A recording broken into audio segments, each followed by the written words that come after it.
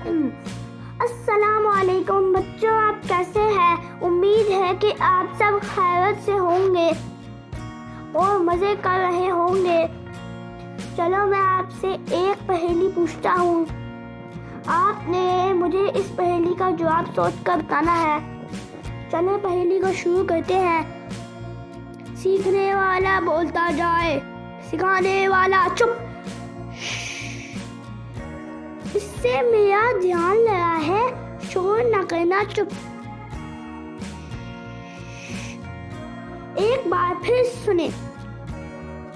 सीखने वाला बोलता जाए, सिखाने वाला चुप।